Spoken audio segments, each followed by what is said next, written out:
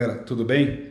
João, psiquiatra aqui na área. Eu vou fazer um vídeo hoje sobre um tema que tem sido uma pergunta constante assim no consultório, tanto de pacientes novos, dúvidas, pacientes antigos, familiares, e pessoas curiosas, né, que me perguntam sobre isso, que é a questão do teste e da avaliação neuropsicológica.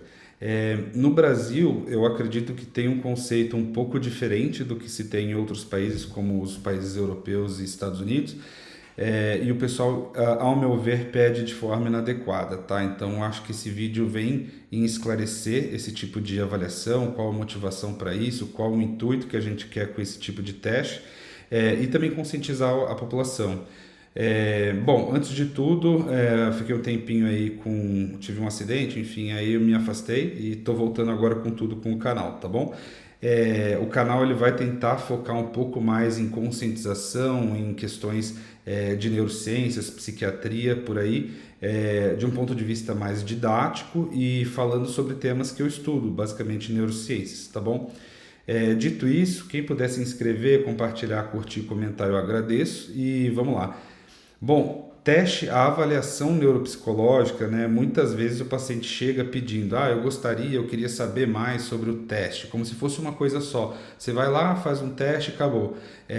Muito disso é repercutido de forma negativa após a questões de quiz, de testes mesmo que tem online, sobretudo para TDAH, autismo, né? Aquela coisa que você vai clicando, né? Fazendo somatória de pontos e no final dá um resultado X, Y ali que fala se você tem ou não uma patologia. E isso não tem nada a ver, né? É um absurdo. A avaliação neuropsicológica, ela é geralmente uma bateria de testes, né? E de dados que você pega do paciente desde a identificação da anamnese, ou seja, da história clínica, até testes específicos objetivando algo. Ou seja, o clínico, o psiquiatra, sobretudo, que pede essa avaliação, ele precisa ter em mente o que ele quer com ela, né? Se ele não, o que eu vejo é muito disso, a pessoa não sabe o que o paciente tem, não faz ideia, vou pedir uma avaliação neuropsicológica. Na verdade, é justamente o contrário. Você não pode pedir algo tão importante assim, né? Que tem tantos testes e tantas nuances, sem saber qual é a finalidade daquilo. Se, por exemplo, você pensa num paciente, eu não sei o que o paciente tem e pede essa avaliação, pode mais confundir do que ajudar. Pode vir, ele talvez tenha TDAH, talvez tenha autismo, talvez seja ansioso e de nada ajudou. São avaliações que não necessariamente são muito baratas, né? Então, geralmente duram muito tempo, então podem ser chato de ser realizado pelo paciente, sobretudo o paciente mais novo.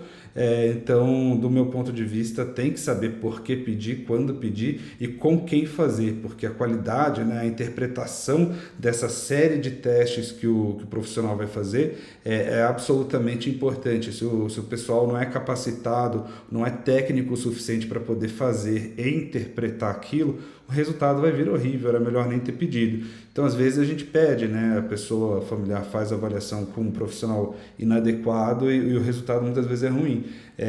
Mais atrapalha do que ajuda, né? Inclusive causa um viés. Às vezes você está pensando, por exemplo, num caso de autismo, aí o profissional tem uma linha totalmente voltada, por exemplo, para depressão.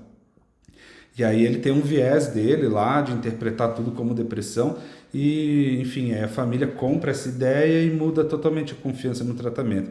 Então, antes de tudo, é importante o psiquiatra o pessoal que for fazer essa avaliação neuropsicológica, aqui no Brasil é um psicólogo especializado em avaliação neuropsicológica, estarem alinhados e conversarem sobre isso com muita ética, transparência e qualidade técnica. Dito isso, né, geralmente a gente pede a avaliação neuropsicológica primeiro quando a gente quer construir um baseline. Baseline é uma linha de base.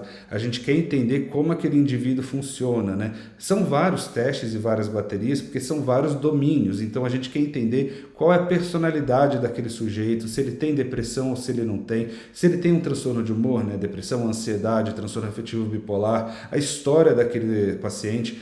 A gente quer entender qual que é a linha de base de inteligência dele global, o famoso QI, como que é a memória dele, memória se subdivide em várias memórias, memória explícita, implícita, declarativa, não declarativa, memória de curto, longo prazo, operacional, é muito complexo. E aí, por exemplo, a gente vai pedindo exemplos clássicos, né? Eu tenho um paciente que tem TDAH, mas talvez ele tenha ansiedade e a desatenção dele não melhora. Será que a desatenção dele não melhora porque ele tem um TDAH brabo, difícil de tratamento, ou porque ele está ansioso? Aí talvez a avaliação seja interessante. E aí pode mostrar para a gente, olha, talvez ele é desatento porque ele não foi estimulado quando era criança, às vezes ele foi mimado, basicamente, e aí a gente trabalha um excesso de estímulos, né? Ou então não, ele está desatento porque ele tem um componente ansioso, depressivo importante, ou ele fuma maconha, por exemplo, que causa muita desatenção e causa inclusive muitos sintomas parecidos com o TDAH, e por aí vai. Ou então, é um paciente que, nossa, me parece que é muito inteligente, mas que não está performando, que na faculdade, na escola não está indo bem. Talvez seja interessante também para poder ver que, às vezes, é um paciente que tem um QI bom, que tem uma inteligência boa, mas ele não consegue focar. E aí não vai aprender mesmo, aí vai mal, basicamente. E a gente precisa ajudá-lo a focar. Ou então ele está deprimido, basicamente, sabe? Então, essa construção de uma linha de base, de um racional inicial de quem é aquele paciente, nos seus domínios cognitivos, né, de inteligência, de funcionamento de forma geral, é importante para a gente acompanhar.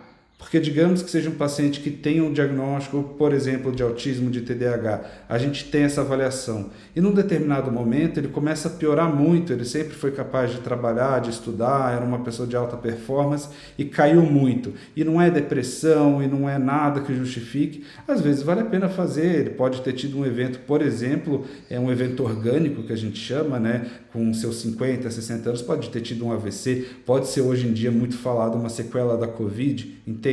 Então, inclusive para isso, que chega no nosso segundo ponto, que é um acompanhamento de antes e depois, né? A gente pega pacientes com, a gente chama de brain fog, né? Fica com o cérebro turvo, né? Pós-Covid, e muitas vezes o acompanhamento com essas avaliações neuropsicológicas ajudam a gente a ver se o paciente está melhorando dessas sequelas intelectuais, cognitivas que o Covid provocou.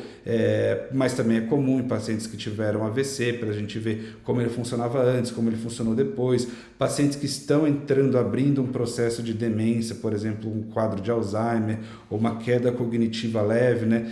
Ele estava funcionando muito bem nisso, naquilo, mas isso está começando a piorar. Por exemplo, o teste do relógio, né? Aquele que você desenha um relógio de pulso, coloca os marcadores nos horários, ele é importantíssimo para ver, por exemplo, função de execução, função executiva, planejamento, execução, a parte motora, e, por exemplo, em quadros demenciais é muito interessante ver, para ver se o paciente está piorando muito, se ele está estável, como está.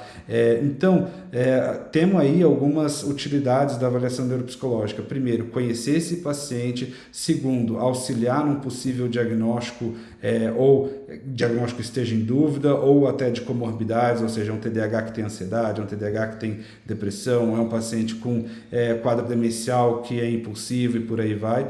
Terceiro, acompanhamento de antes e depois, e também auxiliar escolas, o projeto psicopedagógico, né? Então, se o paciente é inteligente, tem uma função intelectual preservada, mas ele é mais impulsivo, a escola vai lidar de um jeito. Se ele é mais inquieto, vai lidar de outro. Se ele é mais desfocado, vai lidar de outro. Então, não tem como se falar em avaliação neuropsicológica, ao meu ponto de vista, só pedir e ter o resultado e não pensar direito por que você pediu, o que você vai fazer com essas informações e daqui para frente qual vai ser a necessidade de se repetir essa avaliação ou não, tá bom? Então, assim, resumo da ópera, a avaliação neuropsicológica é um conjunto de testes, de exame, de anamnese, de história clínica realizado por um profissional habilitado para isso, geralmente um neuropsicólogo, em que o médico ou psiquiatra vai solicitar, havendo a necessidade disso, não se pede à torta e à direito. Eu vejo muito neurologista, muito pediatra, que o paciente talvez tenha TDAH, que inclusive é um problema para ser tratado com psiquiatra, né, não com neuro, mas que acaba pedindo simplesmente como se fosse um kit. Ah, a pessoa tem TDAH, logo Ritalina mais teste neuropsicológico. Isso daí está totalmente inadequado, onera a família e é um profissional que não está pensando, basicamente. Ele não sabe por que ele pediu isso, não faz sentido. Então é isso, tá? Você pensa por que você pediu, você concorda com a família, constrói uma rede de trabalho com profissionais éticos, adequados e que vão te dar esse feedback com os testes mais propícios para aquele paciente, porque é uma coisa totalmente artesanal e feita individualmente, e depois do resultado, o que você faz com aquilo e qual é o projeto que se vai construir com aquela família, com aquele sujeito, tá bom? Como de forma geral, muitos dos testes que são usados são o VISC, o Vassler, teste de impulsividade, testes para medir função executiva e memória, e por aí vai, tá bom? Teste do relógio, como eu falei, que mede muito a função executiva e planejamento, mas isso, como eu falei, vai ser individualizado e para cada paciente vai ter uma bateria, uma série de exames e testes que vão ser mais úteis ou não, tá bom? Fica a dica, a avaliação neuropsicológica é muito interessante, é muito importante, mas tem que saber pedir, tem que saber interpretar e tem que saber acompanhar aquele paciente, não é simplesmente pedir, eu gostaria de fazer, não, tem que ter critério bem definido. Se tiver interesse, tenho toda uma rede aí de profissionais que fazem esse tipo de avaliação comigo. Óbvio, minha especialidade é TDAH, então claramente, vez ou outra eu acabo pedindo sim, mas eu acho que tudo na vida com um propósito que cautela, tá bom? Qualquer dúvida, angústias aí, fica à vontade, segue no Instagram que é Gioconda Psiquiatra também e tamo junto. Um abraço, boa semana.